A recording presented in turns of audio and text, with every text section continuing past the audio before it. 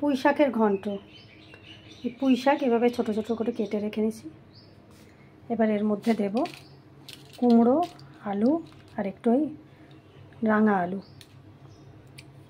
আর যাবে কাঁচা লঙ্কা, টমেটো, একটু পেঁয়াজ ফোড়নে দেব। প্রেশার কুকারে করব রান্নাটা। কুকারে সর্ষের তেল দিচ্ছি।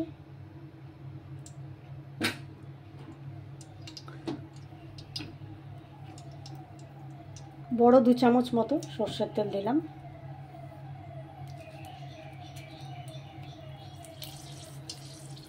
একটা শুকনো লঙ্কা, তেজপাতা,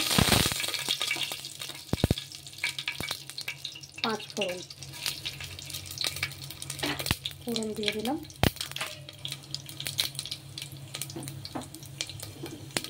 হালকা ভাজা হলে দেবো পেঁয়াজ,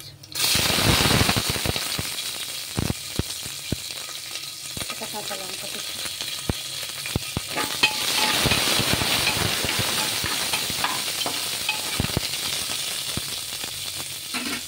সুন্দর গন্ধ বেরিয়েছে।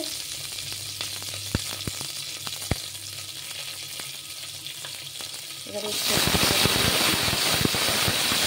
পুঁই শাকের মধ্যে কুমড়ো, আলু, মাছ, রান্না আলুটা একটু আমি দিলাম। অনেকে বেগুন দেন, আমি বেগুন দিলাম না।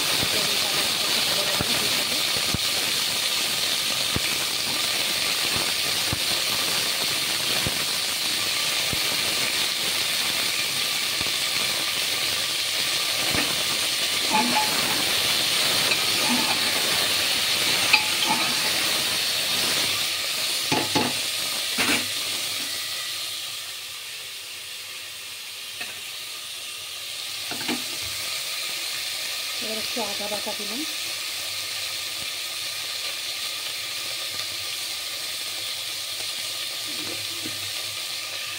এবার এই টমেটো আর একটা কাঁচা লঙ্কা চেরা তাই দিয়ে দিলাম।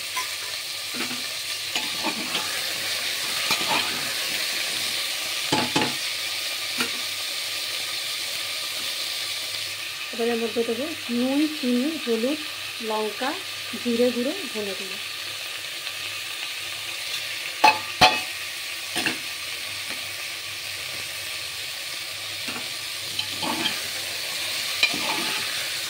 সব ভালো করে মিক্স করে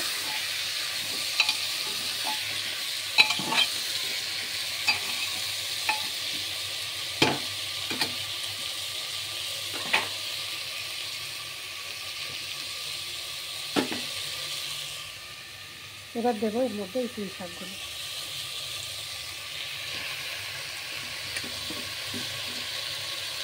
পুঁই শাক খুব ভালো করে ধুয়ে নেবেন, কারণ শাকের মধ্যে অনেক বালি থাকে, পোকামাকড়ও থাকে, ওই জন্য খুব ভালো করে 4-5 বার ধুয়ে নিতে হয়।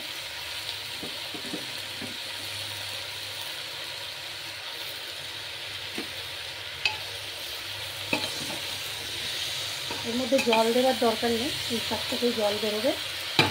আঁচটাকে কমিয়ে দিয়ে 4টে সিটি দিয়ে নাড়িয়ে দিলে পুঁই শাকের ঘন্ট রেডি হয়ে যাবে। ঢাকনা খুলে দেখে নেবেন, যদি একটু জল বেশি থাকে তাহলে সেই জলটাকে একটু ফুটিয়ে নিতে হবে। তো মাখা মাখা হবে, পুঁই শাক ঝোল ঝোল হবে না, একদম মাখা মাখা হবে। সমস্ত সবজিগুলো শাকের সাথে লেটিপেটি হয়ে মিশে যাবে, তাহলে বেশি ভালো লাগে খেতে। এটা আমি একদম মানে মাছের মাথা ছাড়া করলাম। পুরোপুরি নিরামিষ বলা যাবে না, কারণ পেঁয়াজ ফোড়ন দিয়েছি। এটা পেঁয়াজ ছাড়াও হয়, পুরোপুরি নিরামিষও করতে পারে, আর অনেকে মাছের মাথা দিয়েও করে, সেটা আবার আলাদা কোনো দিন দেখাবো। ব্যাস হয়ে গেছে। এরপর এটাকে ঢাকনা দিয়ে আমি 4টে সিটি দিয়ে নামিয়ে দেবো। Thank you for watching. গরম গরম ভাতের সাথে এনজয় করুন।